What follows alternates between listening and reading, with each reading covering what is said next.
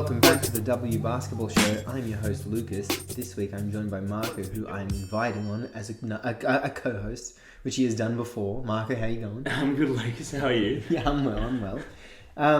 And in today's episode, we're going to talk about the NCAAW, which is very fun to say, Final Four, and then the final, and then what this means for, let's say, if you didn't pick up the accent, we're Australian. Don't really care about college basketball. But we're going to say... What do you mean? I'm a lifelong Huskies fan. Yeah. Dude, can't believe Villanova... They got to buy again. Again. Final Four, they had to buy. How can this be fair? So we're going to just talk about the WNBA draft as well next week and players that featured in the Final Four we are now experts on, as well as a few Aussies that are projected to go in the first round. And the number one pick apparently is someone called... How do you pronounce that? Catlin, I believe it is. Catlin Clark-Hay. The big CC, the big Canadian club. But Marco, I had something for the start of the show, a little bit of fodder, yeah, as we like to usually start out our episodes with. Last night I made what I would categorize as a very stubborn dinner. Okay. So it was a pasta dish. I had I had two different ideas that I felt like were competing flavors, but I wanted to do both of them. And it wasn't anything special. It was just like getting a few things from the local, multinational conglomerate. Yeah. And I wanted to have like a grainy pasta with vegetables and leaves and stuff like this. Yes. And I wanted to add a bit of parmesan, get that going in a pot. But I also wanted it to be a red sauce. Yeah, right. Which I didn't think was gonna blend too well together. But I ended up getting kale, spinach, peas, a considerable amount of butter in that pan, and then just chopped the parmesan like an absolute maniac. Right. Like had a 250. It wasn't parmesan. It was grana padano. Had probably 200 grams of it, and I just cut that into like 12 chunks. Right. Thinking it was going to melt. No. Not even close. You got to grate it. Yeah, I had to, or cut it thinner. Yeah, right. I didn't really get close with that. I see what you mean by a maniac. When you said like an absolute maniac, I'm like, oh, he really chopped it into tiny little pieces. Yeah. But No. It was like a maniac. Yeah. I understand.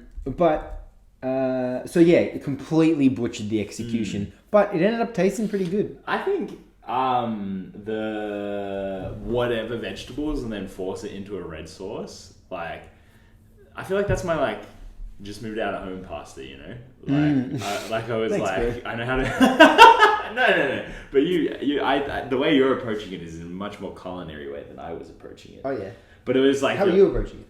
I was like, well, I have to eat vegetables. But I love to taste pasta. Yeah, I have to eat vegetables, and the only thing I know how to cook is a red sauce. So naturally, those two things should fit together. Yeah. I have and I actually have traumatic memories of even earlier. This wasn't a move out of home pasta. This would have been like 14, 15. Stay at home pasta.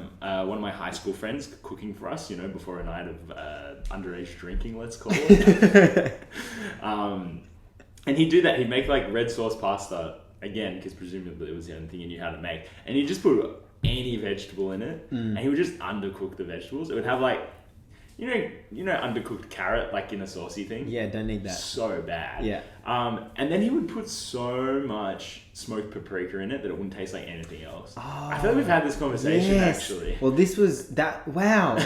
Two different things have birthed this dish. Yeah. Because the first one was just smoked paprika generally, and how overrated it is. 100%, it is. And now, so not only was it bad because of the smoked paprika, but it was bad because of the undercooked vegetables and the random assortment of them as well. Yeah, right. Whereas I want to pay you a compliment here.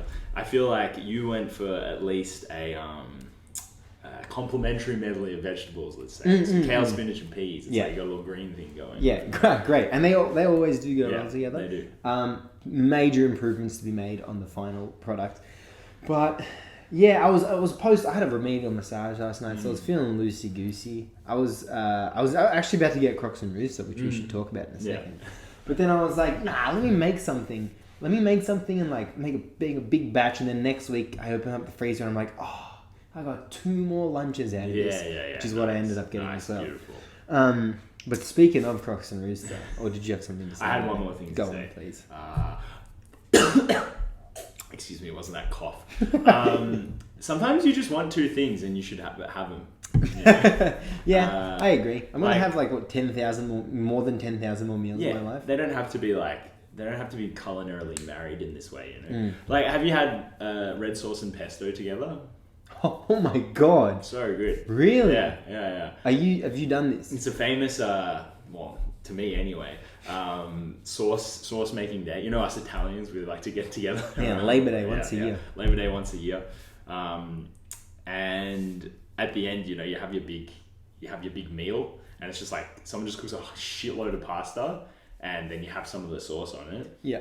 But then also someone will invariably make a pesto just so there's like another little option for someone if they're not feeling like the sauce. I always just mix, like I'll have like a bowl of red and I'll have a bowl of green and then I'll mix it, and then I'll have a bowl of them mixed together. Class. Yeah, it tastes great. I mean, like it's just like eating red sauce and pesto, you know? Yeah. They don't mix, but they work. Yeah, they both taste good. Yeah. Never... They don't work, but they mix. Actually, that's a better way to put it, I guess. Really? like none of them are enhancing the other. You're just you know when you put 2 things together, you're like, oh, that just tastes like this and this.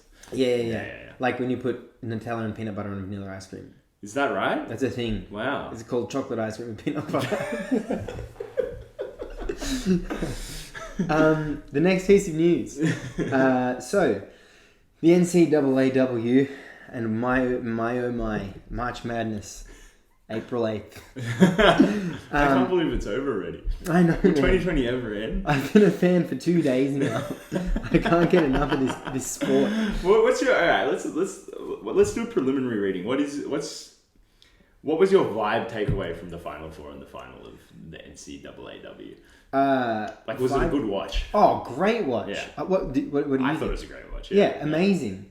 So much more like play calling. And so much off-ball movement. You know what? I always get mad at when my team doesn't have any off-ball movement, but I guess the spacing is just bigger in like professional leagues. The spacing is wider, and I'm always like begging any of the teams I go for, whether it be the Seattle Storm or the Washington Wizards, to just like set a back pick or like set a screen off-ball. They're doing that constantly in the NCAA, and no one's open. So maybe I'm wrong. No, but like the defense is also so much more active. Like, I mean, we'll get to Caitlin Clark, but it's hard not to talk about her, you know, in most moments of this pod. But like, did she get a moment where there wasn't, in either of the last 2 games, where there wasn't a defensive player like literally touching her? Yeah. Like, when she was off ball. Yeah, genuinely. It's just like, and I think, you know, because it is like this tournament atmosphere and it's college and everyone's like, you know, locked in and active and like, you know, fighting to promote themselves. Everyone's just trying so much harder on defense, like every single play. Yeah. There's no resting on your laurels like you get in the NBA or even the WNBA where it's like, all right, well, you know, whatever, we've lost this game. There's another 81. Yeah.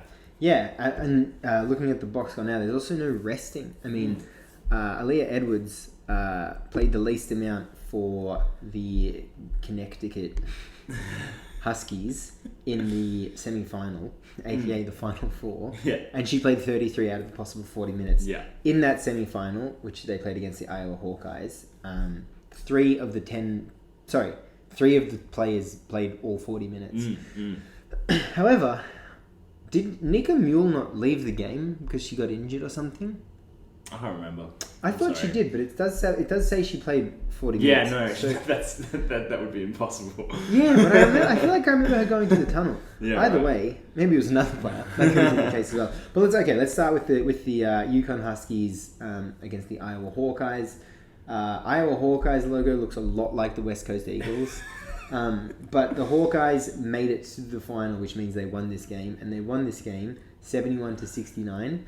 What was your vibe watching just this game specifically? I mean, UConn did really, really good job of keeping Caitlin Clark quiet in the first half, like just absolutely hounding her. all over the court. But then I think there's this sort of momentum thing with her where it's like, all right, she's gonna get hot at one point in the game, and if you let it be in the third quarter, then like you're gonna, you're gonna get absolutely punished by her. I think 21 points in that second half.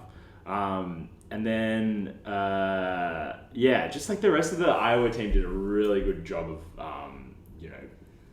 I guess treading water while their best player was being kept out of the game, which, was really important against UConn, who felt like more locked in as a team than them, definitely deeper. I mean,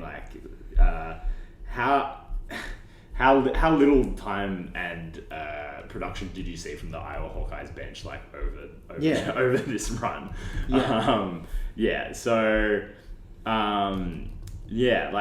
I think it was an extremely good effort at UConn. Like they came with a really, really good game plan to defend Iowa, but just wasn't enough to stop Caitlin Clark. And then, we'll get to it, but that controversial foul call at the end of the game. Yeah. So Iowa's coach, Lisa Bluder, I assume that's how you pronounce that. Where do you reckon she's from? Do you have a clear vision of what she looks like?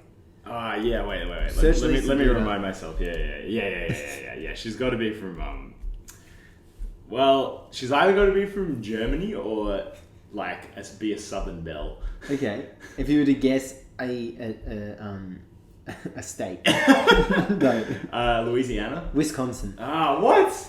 Oh, you don't reckon? Nah. Oh, wow. That's like Wisconsin, they're the milk and beer drinking people of the Midwest. Germany. Yeah, God, you're thinking about it in a much better way than I was. The Wisconsin herd. Yeah. So, in the Final Four game, I thought Gina Auriemma outcoached Lisa Bluder. Quite considerably, actually. Yeah. And looking back on the game, I really don't know how Iowa won this one. I don't think they really did a good job of playing off Caitlin Clark. I feel like they were just trying to get her the ball in different ways rather than using her gravity to open things up for other players. Hannah Stuelke, I hope I'm pronouncing that correctly, did a great job of finishing off the space that inevitably was created. And when the rest of the team did look for other options, I feel like she was really steady.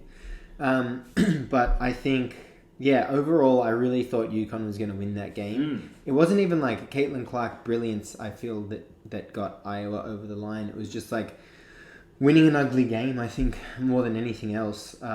They out-rebounded UConn, which I didn't expect to happen. No, not at all. Yeah. I think, between Paige Beckers, Aaliyah Edwards offensively, and KK Arnold, but I just feel like Edwards and Beckers were much more, dangerous, had a lot more of the ball. And with Nika Mule's, full-blown, full-court face guarding Clark the entire game, it just felt like a perfect storm for them. And then I guess we can talk about the final call now. The score was what the final score was at that time, 71-69. What was it? 4 seconds to go, something? 8 seconds to go. And Becca's was it 70-69? Because didn't Kevin Clark hit one free throw? Yeah. Oh, it might have been. Yeah. There's no way to look this up. It's 70-69. The video is actually playing on my screen right now. I'm sure everyone's seen it. Paige Beckers comes off the Aaliyah Edwards screen. Was it Marshall that Gabby Marshall? Yeah, it was Gabby Marshall that Edwards screened. What do you think? Do you think it should have been a foul? What do you think about the whole play? I do think it was a foul. I think in the moment it did not feel like one, and it felt like it was against the run of play, and just kind of absolutely took the momentum out of UConn. But looking at it, she's not fully set.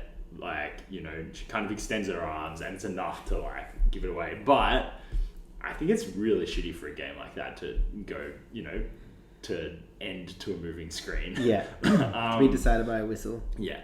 What do you think? It's definitely a foul. Now, do you call it? I also think So Gabby Marshall came out and said that she had to delete her social media because people were like sending her death threats and stuff. And it's like, outside of that, Gabby Edwards didn't do anything wrong. She didn't flop or anything. She was just the beneficiary of this, I think, correct call. If you're saying if I was a ref, would I call it? I actually don't know. I think I would. Aaliyah Edwards covered way too much ground, laterally. It wasn't like, every big in the NBA and a majority of the bigs in the WNBA, they'll stick their hip out a bit, but they'll be set otherwise. Yeah. And there's an understanding there that is let go. Yeah. This was like a stride. Yeah, this was like a stride out of her way. Yeah. She really got in the way of Gabby Marshall's path. So I think I would call it. Would you? Yeah, I think I would call it. Yeah. If I'd been there on the day. But it is, and you're so right about the Gabby Marshall stuff. Even on a legal screen, a guard's gonna get absolutely cleaned up by someone 6 inches and 30 kegs heavier than them. But yeah, and then it was because after that, Caitlin Clark took 2 free throws, hit one, missed the second. UConn got the rebound, but then it got tied up. And then Iowa got possession because of the possession arrow. True. I've never seen it. I've never I don't know, maybe in the Olympics, but a game truly kind of decided by the possession arrow. If it had been with UConn, they would have had 3 seconds. 3.9. I just assessed it. Yeah. 3.9 down. Down 2. Down 2. Yeah, so they would have been able to force OT. And at that point in the game, I don't think the momentum was sufficiently with Iowa, or that their defense had been sufficiently good to not kind of.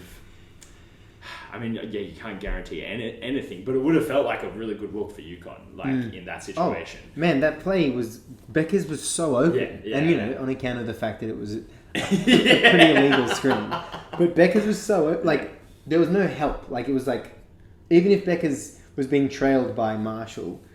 No one was coming across from the other side. You'd still be fine though. If the game is a 1-point game and it's Final Four, and you get that look, you'd be like, okay, if Becca's hits or misses this shot, we at least got her the ball, and for a moment she had a look at the basket.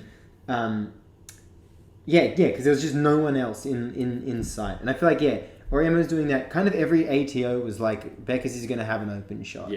Or Edwards is going to have a small player on her. Yeah. Or a run to the lane. And he just used all that misdirection. And it was always the final screen was just perfect. Yeah. Beautiful. Yeah.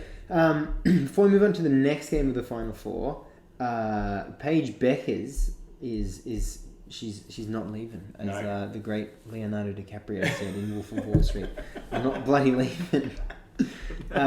What do you think about that? So I don't have my head wrapped around NIL payments, but we had a brief 40-second discussion about what we think NIL payments are like, and there might be better money to make staying in college than there is going to the WNBA, and this is all completely being pulled out of nowhere. But what do you think about Becca's returning? Yeah, I mean, I think money's got to be a part of it, but also I mean, I think there is just this thing in women's basketball that if you're in a good program, and UConn is one of the 2 best programs in the country practically.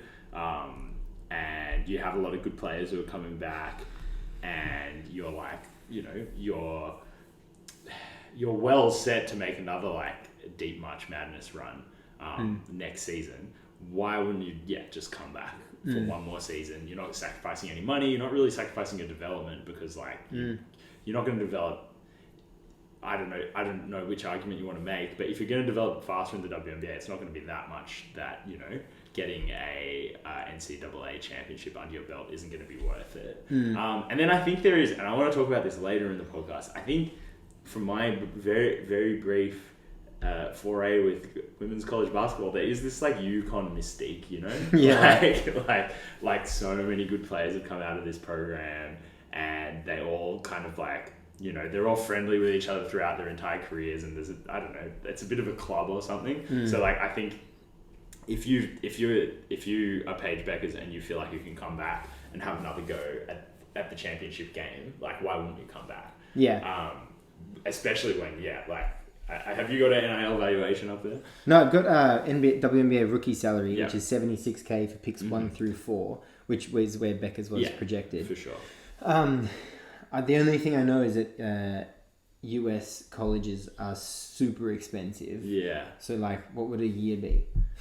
UConn. Admission. Oh, I have her NIL valuation is $650K. Oh my god. For this season just gone. Jesus, average cost after aid for the University of Connecticut is $22,000. Yeah.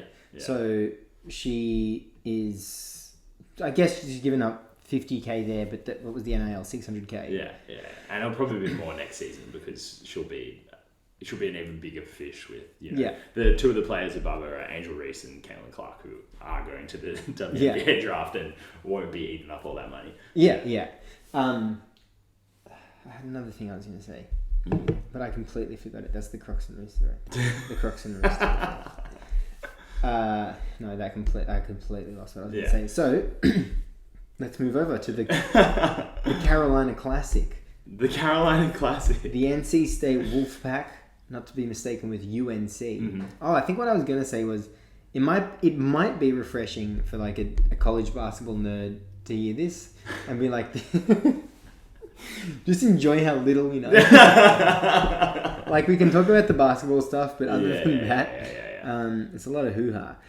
Yeah, the NC State Wolfpack versus the South Carolina Gamecocks. The Cox is long, as the great Diana Taurasi said this time last year, or maybe 2 years ago. But yeah, 29-6 in the third quarter is pretty much the whole game. But watching the first half, did you get to watch the first half? Yeah. Yeah, what were you thinking watching the first half? I was honestly surprised that NC State were as in it as they were in that first half, because, like, I don't know, I was so taken by Camila Cardoso in this game. Like, you know, obviously she had a really good game, but just like the gravity of her as well, and how like the Gamecocks have kind of you know, like every play seems to kind of, you know, rely on her gravity about where she's kind of pulling the other team on the court, and like listening to the Rebecca Lobo on the call being like, yeah, like this is a different Gamecocks team to last season. Like they've got so much shooting, like they're opening up so much space, and yeah, like just NC State not really having an answer on the glass for South Carolina at all. I did really like Isaiah James. I thought she really impressed me. She played really well. But yeah, I wasn't surprised when South Carolina pulled away in that third quarter. Yeah, they're almost just waiting to do it. Yeah. And South Carolina went just so much deeper than any of these other teams in the Final Four. Like, who was it? Watkins. What was her first name? Ashlyn Watkins. Oh, just crazy. Played more than anyone else in the Final Four game. Yeah, 20 rebounds. Yeah, that's insane. Yeah. But yeah, I think they were clearly the best team. They never really looked rattled in both the Final Four game and the final. Their opponents were just with them, like blow for blow the entire time, but they had another level to get to. Yeah. 37-0 this year. I think it was 38-1 last year or Yeah. something, or 39-1 or something. So whatever that is, 70. So much. 76-1 over the last 2 years, and you know who delivered them that one was. But I think that the team was just so well coached and just played the game plan so well. Camila Cardoso, I don't know. As I admitted, and this is the first 4 college basketball games I've ever watched, really. I don't know what it would have looked like to have Cardoso and Aaliyah Boston playing for your team at the same time, but I mean, they went 39-ish and 1, so I think you can kind of assume how they went. But I think I have watched Aaliyah Boston's like college scout packages.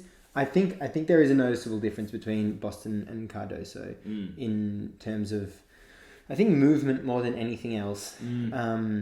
And I think offensively Cardoso does a really good job of finishing over smaller players. Yeah. But I don't know if she has like a bag, much like Boston does. No. But well, I was so impressed with like how she moves as well. Like she's just ridiculously agile for that size. And just like kind of knows where to put her body. But yeah, you're right. She doesn't look like she has an offensive scoring back. She sort of, I don't know why this comparison came to mind. She sort of reminds me of Dwight Howard. But you know, just like this big who like, all right, you're not gonna like do something fancy in the post. You're not gonna pass out of the post or like, you know, out of the double team or anything like that. But like, you just have so much like game sense and gravity and athleticism that like the rest of the game is just going to come naturally. Yeah. And then it's just that thing as well where it's like it's just going to open so much up for the rest of your teammates. Like, and that was that third quarter push was so much fun to watch because Raven Johnson, Tahina Pau were just like popping off. Yeah. But it was just because they had so much space. And every time they got to stop at one end, it just caused so much chaos down the other end, and like just a nice, clean like look for the Gamecocks. Did you see Ryan Rocco's call for Pow Pow? When he was like, Pow Pow, yes. After she made a 3. Also, so nice. I love him. So nice to hear Ryan Rocco and Rebecca Lobo so good back again. To think there's a whole bloody WNBA season coming up. 100%. Pow Pow, no. Any other takeaways from the Carolina Classic before we move on to the final? Did I have anything else? Nah, I think that was all. Like, Gamecocks just looked a complete class above. Yeah, I mean, same went in the final game. Yeah. Again, first half was quite close, but I felt like looking at the scoreboard now, the third and fourth quarter score-wise look a lot closer than they felt. But yeah, Iowa, I think it was actually the same deal as the Final Four game. It just still felt a little deliberate when Caitlin Clark was off ball, that they were still trying to get her the ball. I do think they did a better job of like not going to her and using her gravity to the advantage of the rest of the team. I feel like they shot pretty well outside of Clark. Even although they only hit 4 threes outside of her, it felt like they were coming, or they were maybe just creating more open looks than they did in the Final Four game. But I think South Carolina were happy to key in on Clark, who still had 30 points. But it was cool to see her. She started this game a lot better than she started the Final Four game. Yeah. She had like the first 7 points. Or like she had quick 7. She had 8 early points. She had 3. 4-point play or something. She got fouled on 2 threes. Yeah. And I think hit 5 of the 6 free throws. That's right. Which is that's fine. 18 points in the first quarter. And that's right. And it just had it had it all. Like it had the logo 3, had the the James Harden 3-point foul calls. But then they just weren't letting her inside. Like they were just letting. I feel like they were letting like the entire Iowa offense not settle for outside shots or jumpers, but just letting that become their diet, and she just could not get a look inside at all. Even in that first quarter where she had 18 points, they weren't letting her get easy layups or anything like that. Yeah. Which I think was just so important for then shutting her down later in the game, like when you're not hitting every logo 3 that you take. Yeah. I feel like Hannah Stulke was not the same player that she was in the Final Four game. Yeah. And not that she should have put that exact same performance out, because that was outstanding. But I feel like of her 4 of 8, I feel like I feel like she got blocked a couple of times or just bullied off her spot or just never really looked like she had a chance. But then I not included in that 4 of 8 is the amount of times she just didn't go up. When she was playing so freely and so confidently in the Final Four game. And I think that was what South Carolina had going for them as well. It was just so much size. Yeah, like exactly. so much bigger than Iowa. It felt like Iowa had 4 like point guards, like not even shooting guards, 4 point guards, but then like a 4 at the 5. And South Carolina were just so well balanced. Again, like Dawn Staley, great coaching throughout this whole thing. The ball was moving. I don't know if he said this, but in the third quarter of the last game, I think you said they were doing a good job of working off of Cardoso's gravity. But yeah, they were just using their strengths to the strength of the team rather than forcing the issue. Yeah.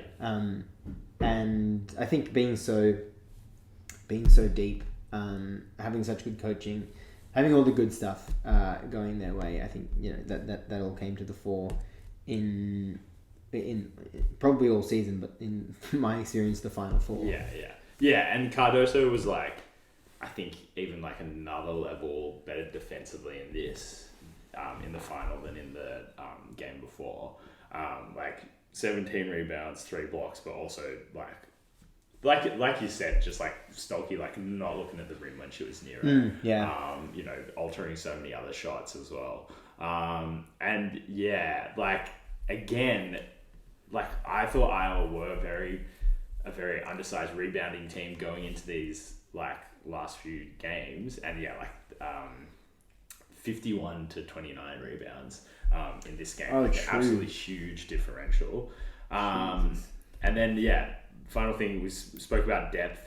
0 bench points for Iowa and 37 for South Carolina. Yeah. So just when you're getting absolutely nothing outside of your starters, and there's just such a differential in size, like it's so hard to win that game. Yeah. And again, new college basketball fan, I didn't think that the difference was going to be this stark going into this game. Like I thought it would be a lot more competitive. Yeah, for sure. All right, well, should we head to a break and then come back with the draft? Sounds good. The NBA moves so quickly these days, it's hard to keep up. Shams and Woj are breaking stories left and right, but the Quick Time Out is right there with them to keep you informed on the latest NBA news.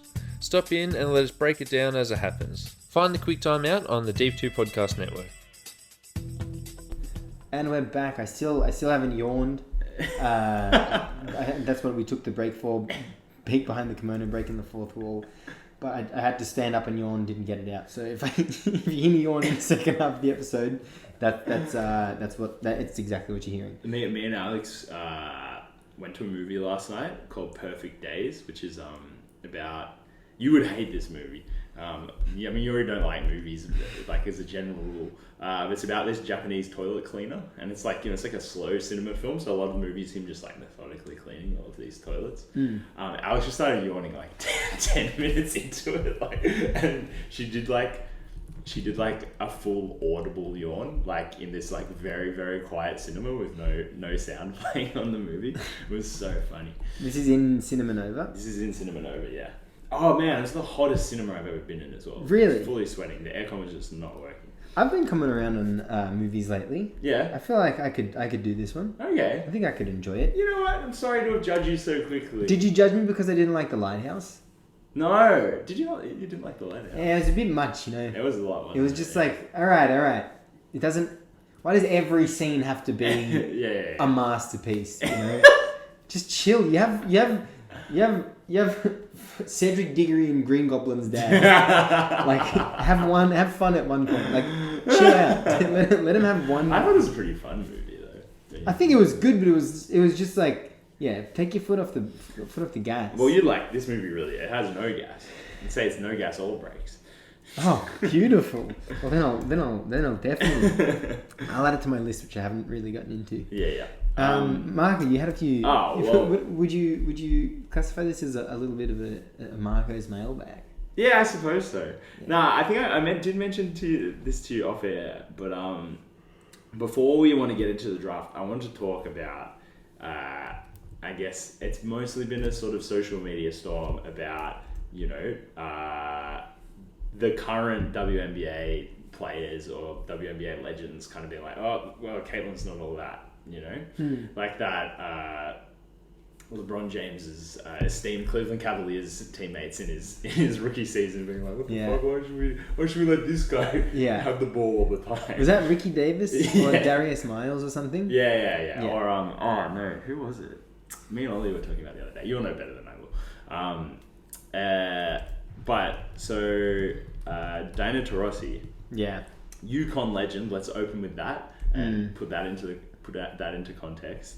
On ESPN interview with Scott Van Pelt, when asked about, the question was what she'd say to current prospects coming into this WNBA draft. So she wasn't actually singling out Caitlin Clark, but she said reality is coming. There's levels to this thing. And that's just life. We all went through it. You see it on the NBA side, and you're going to see it on this side, where you look superhuman playing against 18-year-olds, but you're going to come with some grown women that have been playing professional basketball for a long time. Not saying that's not going to translate, because when you're great at what you do, you're just going to get better. But there is going to be a transition period where you're going to have to give yourself some grace as a rookie, and it might take a little bit longer for some people. Do you think that's a completely reasonable thing for a veteran to say, or do you think she's kind of taking the wind out of Caitlin Clark's sails? Well, I think that it's completely fair for a veteran to say. The question wasn't directed at Clark, but Clark is obviously front of mind for everyone. I think this applies more to Cardoso and, I mean, you said it to Rossi, but your UConn Husky, Elia Edwards. Or is it Alia? I don't know if I'm pronouncing any of this stuff correctly. I think Caitlin Clark's game is going to... I think the only thing that she'll find a rhythm by the end of the first season. Within the first season. I think that it might take Cardoso a couple of seasons to find her legs and find a post game, because I feel like there could be like a Mercedes Russell thing with Camila Cardoso, where she is like a good, like by all accounts, a good basketball player, but there's just like. And Russell's a great defender, and Cardoso's a great defender.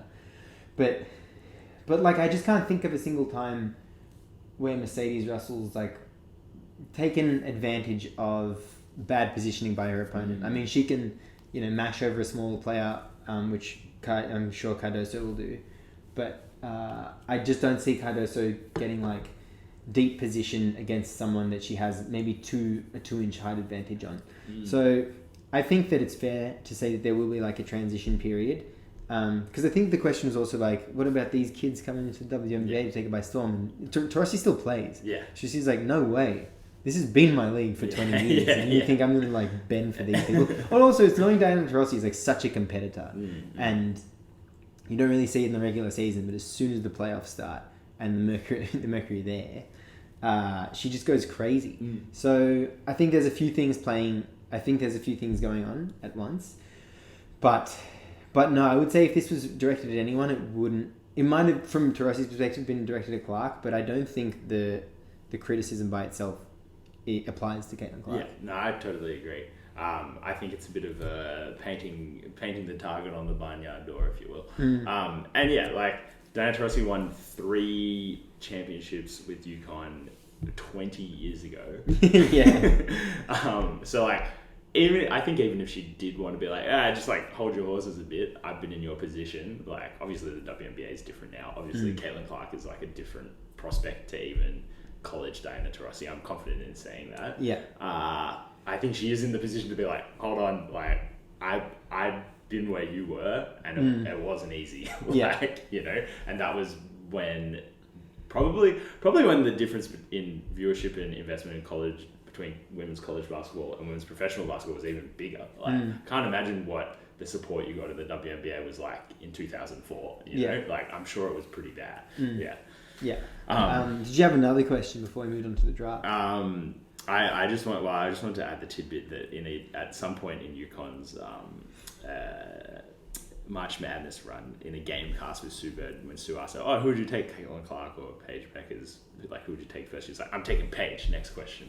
Okay, so maybe that UConn thing you said before is right. Yeah. But I mean, also that's like an offhanded comment in the Sue Bird and Diana Taurasi show, which is famously pretty lighthearted at times. what is it? The cox is long. The cox is long. Yeah, about of course the South Carolina game. Damn! Again, I had something to say, but whatever. The Crocs and Rooster was too much. The Crocs and Roosters core. Damn it! I lost it again. Anyway, moving on to the mock draft. Again, we said we'll talk about teams that are either we're in the final four. We're familiar with, let's say. Yeah, which are overly familiar with. Teams that were in the final four: Aussies and Angel Race. So, first projected pick in the draft is Caitlin Clark going to the Indiana Fever. Keep your eyes, ears, and mainly eyes peeled to go back to the eyes. Marco and I are teaming up on an article talking about Caitlin Clark and the Indiana Fever this upcoming season. We are so sure that they're going to pick her that we might even release the article before she gets drafted. What do you think, actually, before we talk about the fit in Indiana, what do you think would happen if she didn't get picked? Number one, yeah, I would it would just be like franchise suicide for the Indiana Fever. I think. Yeah, I don't know how you would ever recover from that. I think there'd either be, you would never recover from that. But there'd be firings, I think, for sure, unless it was like owners pulling strings behind the scenes. But I think I was thinking about it today. I was like, what would actually happen? And I think that, as I said, firings just all across the board. And then it's like, who would you take? Would you take Cameron Brink, who's just another big when you got Aaliyah Boston last year? No. You'd be going like quite far down. If you were then picking for fifth, you'd be going quite down far. The draft board. Find the next point guard. Who is Isabel Boulay? Yeah, wait a minute. Wow, that's crazy. The next point guard is projected to go 8th. Yeah. Okay, so then for fit, and when you look at the depth, it's likely that the Fever will pick Caitlin Clark. But isn't that also crazy that like she is also, I mean, obviously she fits on any franchise, but like they don't have a point guard. Like they just drafted. Like a really good post player first overall. They just drafted someone who's like just gonna thrive off like the space and creation of Caitlin Clark. So like you're not even kind of like you're not even like, all right, we'll take Caitlin Clark and we'll have to demote our like young star point guard because it's Caitlin Clark. Yeah. And you just have to do that because that's how it works. It's like, no, she's going to fit perfectly next to our other draft prospects. So yeah, I mean, we spoke about this probably last time we went through one of these mock drafts, but like, I just kind of like, it's just going to be so exciting. Yeah, it'll be great to watch. Again, keep your eyes peeled for the article because we will be going into much more depth. But I was looking at the guard depth, and it was awesome to see Christy Wallace getting starts for the Indiana Fever at the end of last season. I missed so much of the WNBA because I was away. Yeah. But I was back not just in time for the playoffs. It's like the back end, like the last 2 weeks of the season, and then I got all the playoffs. Great playoffs, by the way. Actually, well, now let's get into it a bit more because it's very easy to just be like, yeah, she's gonna be awesome, she's gonna be fun. There were a few things in the Final Four I was like, I don't like this. Watching Caitlin Clark, which I know is crazy to say. Yeah. She loves looking for a foul. Like, absolutely loves it. I should have mentioned this when we were talking about the championship game, but I reckon there were a couple of plays where like she just wasn't actually. Those ones where it's like you really need to actually try harder to score the basketball on this shot and not just like create contact. And she just wasn't getting the calls. And like, I think, I don't know if you get more calls in the WNBA, probably if you're like a young point guard on, up and coming team. But like, yeah, it's never the best look like that early in your career, I guess. Yeah. And there were also, because I watched a bit of their Elite 8 game against LSU. No, actually, I watched all of it. There were a couple times where, I don't know, her defensive IQ maybe wasn't the best. I'm fully nitpicking here. Yeah. But it's a number one pick. Let's do it for the sake of it. Wait, Dawn Staley already said she was a goat of the sport. Yeah. Like, we got to chill with the goat stuff. Yeah. Like, there were just a couple of plays where it was like, you actually just need to contest That you're guarding this player on the perimeter. You're not being asked to help on anyone. You just need to contest the 3-point shot and make it more difficult for them. I can't remember who she was guarding, but it was like not a super strong 3-point shooter, and they just had like 2 back-to-back threes because you're just like hands down 2 meters back, on back-to-back possessions. Yeah, I do think that she could get just mashed when she gets to the WNBA, but like that I guess lack of energy defensively could also come from the fact that she's like she's the offense, 100%. Whether she does or doesn't have the ball. Yeah, you don't complain about Luka Doncic doing that because he's got the ball every single time he's up the other end. That's a good comparison to make there actually. But I think like playing in the WNBA will both help and hurt this part of her. I think early on it'll hurt a lot. It'll help that she has grown adults on her team that can help her defensively, and like there'll be a beefier back line, and also having less of a role offensively, or not less of a role, but like she can apply more of her energy to the defensive end. Yeah, she doesn't look like a great defender. She never really like has her hands up. She kind of just like shuffles around with her opponent. I do think she can become a great defender, or at least a good one. But I think by the end of the season, just adjusting to the pace of the WNBA, I think will just like make her a better defender. Yeah, for sure.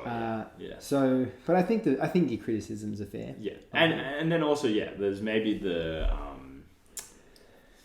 with like Alia Boston on your team, like you're probably carrying less of an offensive load than you were in Iowa as well. Oh yeah. Like just straight off the bat, which which would just help in so many ways. Yeah, for sure. Yeah. The stats aren't loading right now, but she comes into what I was saying before was the guard depth. Kelsey Mitchell is just like I think she was averaging 18 points a game last season, outscoring Aaliyah Boston for the Indiana Fever. Yeah. This is so annoying. The stats aren't loading. Just the roster is on the roster and stats. But Erica Wheeler was averaging, I can't remember how many points, but 5 assists. And then Wally was kind of the other main guard in the rotation by the end of the season. So bringing in Clark, you'd assume she starts, and then she turns these players that were like really good last year into depth pieces when in terms of playmaking. So that just bolsters the whole offense. And Aaliyah Boston, I think they will create so much for each other because they operate in completely different parts of the court. And the Fever love running pick and rolls. They love going for those pocket passes. Iowa loved running pick and rolls, and Caitlin Clark would always be like making those pocket passes. And neither player has played with a player that commands so much gravity, nor have they played with a player that is so good. So I think the offense is going to be amazing from the jump. I think that in a 12-team league where 8 of the teams make the playoffs, I think that the Indiana Fever are probably looking at making the playoffs this season. They brought in Temi Fagbenley from, damn it, I can't remember where, but she was playing really well in the EuroLeague. She had a stint in the WNBA, I think that ended in 2019, and she'll just become a depth piece. She's the leader. She's the captain of the Great Britain team. Not the most storied basketballing nation, but she's so talented. She really like much like Tess Madgen, really appreciated that role of being captain and just took it as such a huge beyond the responsibilities that a captain would take upon themselves. She really took it to that next level. So to see her, the way she will go with mainly Aaliyah Boston, but for the whole team generally, she'll just set a standard that I think this team will make the playoffs. In Clark's first season, Aaliyah Boston was so consistent in her rookie season. She wasn't like that. There was no potential about it. It was just this is just the player she is, and she's only going to get better. Yeah, for sure. That sounds great. Happy to hear. All right, should we move on to pick 4? Next pick in the draft. 4. So I think I should know more about Cameron Brink personally. I feel So that's a mistake on my part. I thought boon meant a bad thing. Boon, like to be like that's a boon on my part. So I've been using it like that. Is it one of those ones that's both? Boon. Boon. A thing that is helpful or beneficial. Oh, well, The you go. The route will be a boon to many travelers. Oh. A favor or request. I didn't know. I thought it was negative as well. Oh my god, its origin was Old Norse. There you go. It hasn't really been getting used much lately. Kind of peaked in 1870. Kind of peaked when LeBron was peaking. Boone peaked when Bron was peaking. Wow. Yeah, LeBron James. Yeah, old fart. Yeah. So that's a mistake on my part, let's say. And Rikeya Jackson, I don't feel as bad about not knowing about Rikeya Jackson. But next is pick 2 in the draft is pick 4 for the Los Angeles Sparks, which is sorry, we should mention the top. This is the ESPN mock draft.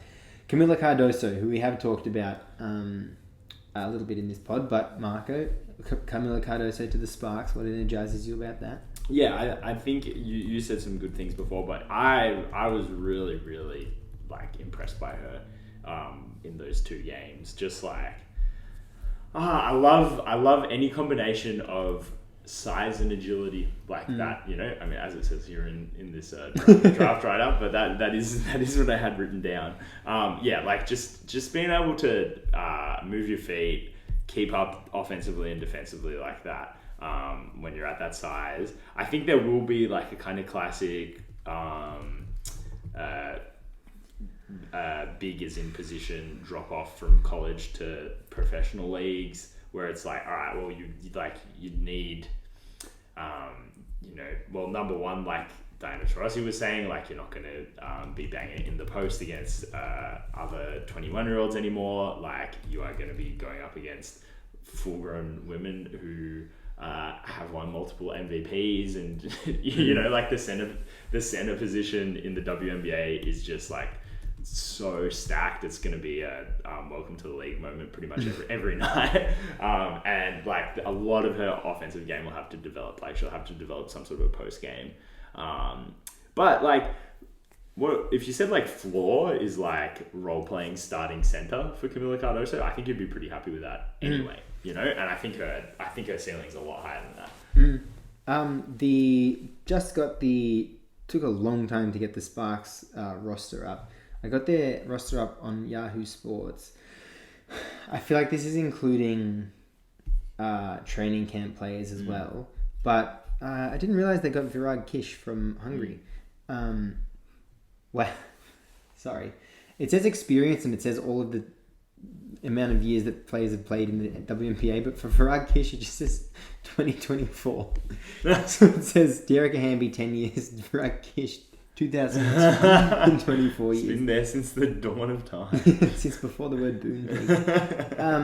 But this team has a lot of big depth with Kish and Azurá Stevens, Dearica Hamby more of a 4, kind of a 4-5. They got Shania Gwumake as a 4-5 on this as well. And Lee Yiru. I'm not pronouncing that correctly. Well, and Cameron Brink, if they do draft her at number 2. Oh my god, they have pick 2. I completely forgot about that. Who led Div 1 in block shots per game with 3.7. Damn, there you go. Wow, so if they do bring both of them in, that's kind of crazy. Yeah. Don't see the fit there, but wait, is this year's? Wait, hang on. I think these players are way too young. Oh no, Virag Kish is. Oh yeah, no. Well, it says 2024, doesn't it? Yeah. Or is she a draft and stash? Is that what it could mean? Hang on, Virag Kish. I think she might be. That's right. Oh man, I can't believe she's younger than me. When I interviewed her, I think I had like 2 interviews with her, and I was just like, this person has to be older than me. Yeah. She's so much more mature than I am. Anyhow, so sidetracked. They both Brink and Cardoso will be coming into a team with heaps of bigs.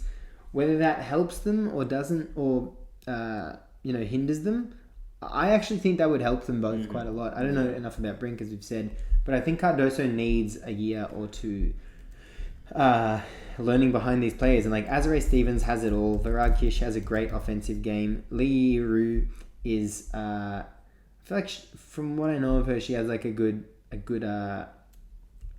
like she's kind of a hand. How would you describe it? You don't want to catch on the ball at any part of the court. I feel like she's got a good jump shot, but not just in like a short corner sort of way. I feel like she's a good like between a pick and pop and pick and roll player. So there's just so many people to learn from. Dearica Hamby, great defender, great hustler. She'd be probably playing behind all of those people. So would you reckon that it'd even be a good pick? I don't know. I'd have to know more about Cameron Brink before I said that, because like, true. If they are just like your, if that's like your 4-5 of the future, then maybe it's just better to have, kind of established veterans in there to mentor them for the first season or two, and then it's like, all right, well, by that time we can move on from them, and we have our starting front court, Yeah. Man, even Azurá Stevens is super young. He seems really young. Yeah, wow. She's born in 96. Really? I would have thought she was like 32 or something. Yeah. She definitely plays like a vet. But yeah. So yeah, we're a bit more in the dark about Cardoso to the Sparks. Other notable players on this team: Kia Nurse, Ari McDonald. Are you sure this is the right roster? I'm not sure. I know Steph Talbot signed for 2 years when she signed, and so she's on this roster. But let's just move on to the next pick. We're getting bogged down in the next pick is the Dallas Wings with Alia Edwards. Dallas have Tiara McCowan, who I guess Alia Edwards here is listed as a 4. I feel like she kind of plays more as a 5. Yeah. So maybe this is a bit more of a... Yeah, then they might have a bit of a long-term lens with this pick here. But yeah, initial thoughts on Alia Edwards to the Dallas Wings. Yeah, I again really like her as a player, like just so crafty for UConn, like so solid. But yeah, like you said, like if you've got Tiara McCowan in there already, like are you just giving up on shooting on that team? Like I do like the fit, like kind of with the rest of the roster. Like I think it makes them it would make them like looking forward, like incredibly defensively sound. Like they'd have, I feel like Ali Boston, if she does play at the 4, like has more ability to, fucking Alia Edwards. Sorry, Jesus. That happens. Would have kind of just some more defensive versatility inside, and would make their their front line like really solid. But yeah, again, like I'm like, is this best available player suggestion, or potentially, like is this a good fit? Yeah, but by the end of the last season, I feel like when Kalani Brown was entering the game for Tiara McCowan, it was better for the Wings. Kalani Brown also 6'7", much more raw. Definitely not the talent that Tiara McCowan is, but like, Tiara McCowan comes with her own Rolodex of headaches and issues.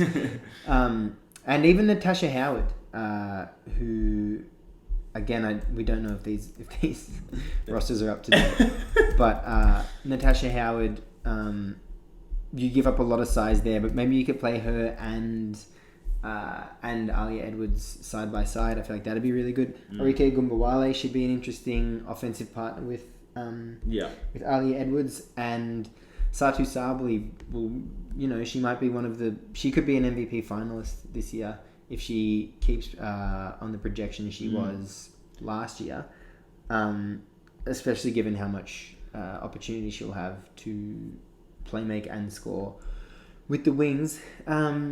But I don't think that Tiara McCarron is the long-term plan in Dallas. So I think that getting from what I saw of Edwards, she's a very smart, opportunistic player.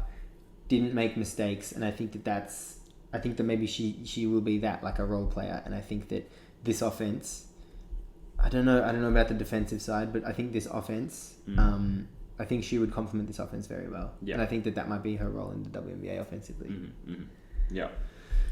Next piece of news is next on the list, 2 down. Next pick, 7, Minnesota Lynx, Angel Reese.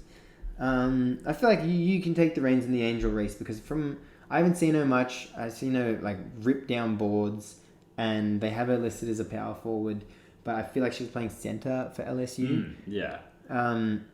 I think from a not as an experienced viewing point as Markham and LS, who had a great episode on Angel Reese and Caitlin Clark last year. I think she's a great character for basketball. She was getting, I can't remember what the game was, but she was sitting courtside at an NBA game, I'm pretty sure, recently. And she got such a big cheer during the game. So, yeah, she's just great for basketball. She's, as much as I feel like she was playing kind of, I feel like Clark and Reese were both playing kind of a villain role last year. She's great for basketball. She'd be great for the WNBA. And the Minnesota Lynx are they're just knocking on the door. I feel like they'll be right there with Connecticut. Yeah. Just chomping at the I'm looking at their roster and I really like it. And I think Reese could add a lot. Obviously she's just so good defensively. Monster rebounder. She's just also really smart. She always just makes the right decision on every single play. Keeps her head as well. Even when things aren't, I mean, it's the sort of this stereotype that grew out of last March Madness. Was she's a bit hot-headed. It's just not true at all. She, in their Elite 8 game, even when things weren't going their way, she was just playing a game, doing her role, not making mistakes, not getting frustrated. I think there's so much to learn offensively for her, but for her, it feels like the defensive foundation that she, that thing, it's you got a good defender and now you just need to teach him how to shoot threes. But you can't teach a 3-point shooter how to defend. Yeah. Probably not true. Man, I turned on that completely. Really? Yeah. But you go first. Well, sorry. Some people just have this cheese touch about them. Yeah. And they just never learn how to shoot. And it's kind of a finesse thing that you need to grow into with your body. And you look at some of the best shooters of all time, I feel like some of the best female shooters of all time look textbook, and a lot of the men look textbook. But there's also Reggie Miller or Rick Barry from the free throw line. There is a lot more unorthodox, random shooters that just shot a certain way for their whole life, and they just ended up being a great shooter. Also, correction, I should have said some of the best women shooters of all time, not female. But I don't think Angel Reese has to become ever will become a knockdown 3-point shooter. But I more mean just sort of developing a classic bigs offensive game is just well within her reach. She's got a good touch and she seems to improve and pick things up really, really easily. But I just think her defense is so it is so solid that she'll get by on a D. Yeah, exactly right. And if we're now getting to the part of the draft where it's all right, probably not going to be the second option on a championship team. Yeah. Do you where do you reckon she would play in the WNBA if you could project that up? Do you reckon it would be the 4? Could she play the 3? I think she played the 4 just because of how you just need her around the rim, defensively. But I think she'd be fully capable of playing the 3, defensively. I think she'd fully keep up with wing players. Yeah. I think she's also just she's just tough mentally enough to play the 5 if she had to. You reckon? She's not big enough, but well, she's 6'3". She's listed at 6'3". I'm looking through the list now. Yeah. I feel like Diamond Miller was one of those younger players that really played beyond her means for the Lynx last year, but Dorka Juhas was like the out and out she's really just taken this responsibility of because she had to step in for, was it Jessica Shepherd? Dorka Juhas had to just step in and play like heaps more than she was expecting to play, and she stepped into it so well. Nafisa Collier, I did not know she was 6'1". I thought she was like 6'3". Yeah. So Angel Reese will come in and be the equal third or equal fourth tallest player on this team, behind also Aussie Alana Smith. So you reckon 4'5", 3'4"? 4'4"? Yeah, I reckon 4'5", but like I think fully capable of 3. Okay. I think I think as a rookie, you've got to play her kind of naturally at the 4, and also just let her just suck the boards up. Yeah. Because like I don't think there's probably not many players better at rebounding. Yeah. I'm interested to see how Cheryl Reeve will use her as well, because I feel like Cheryl Reeve is really, I think she's a really good basketball coach. I think she does. She can get like the stink about a player. I feel like once she has her mind made up about a player, like Bridget Carlton, I think is the best example. She just couldn't crack into the rotation, and as soon as she did, she was great. Like as soon as she started getting her opportunity, and she was just being taken in and out and in and out and in and out of the rotation. So, which would only ever hurt a player. But I think like X's and O's, she's great. But I also think she really understands the show, and I think that she will be great for if Angel Reese ends up in Minnesota. I think she will be great at bringing out the show of a game, in benefiting Reese and Minnesota and the WNBA more generally, because I feel like she always had she had like t-shirts on under her blazer, and they always had some like message of like social equality. So I think that I think she's a really smart person, and I think that if Reese was to end up on the Lynx, then she would bring out that side of it as well. And we were saying this before we started, like there's good vibes. There's a good vibes vibe about this team. And like she'll just add to that. Alana Smith, born 8 days before me. Oh no shit. Went to Wesley College. I feel like I should know her. True. Put out some feelers. Hey, can anyone give me Alana Smith's phone number? Now, last two people we'll talk about are the only two players that don't have hyperlinks on ESPN, but at the Chicago Sky's pick at 8. Makes us / you like just all the more qualified to talk about. Yeah, genuinely. This is where you get the scoop. We should have started with this. Instead, it's an hour, 5 minutes in. No shit. Oh, we hit the hour mark. Chicago Sky at 8, projected to pick Isabel Borlase. Not much is known about this young basketball player. But what do you think about the fit of Isabel Borlase in the Sky of Chicago? I love it. I'm getting their roster up so I can say this with context. They were the midget squad last year, and she is 5'11". Yeah. But yeah, Marina Mabry. I think. Who am I looking for here? Who did I pick for MVP last year? She's not on the team anymore. Kalia Copper. Oh yeah. Where'd she go? Yeah. Damn. Yeah. Wait. What? We've missed something. We have a trade to announce. Kalia Copper. The Phoenix Mercury. Oh wow. Oh. That's crazy. Yeah. That's something. Okay. Well, speaking of crazy, her last tweet. People are really crazy. But it's spelled with 40 Zs. Wow.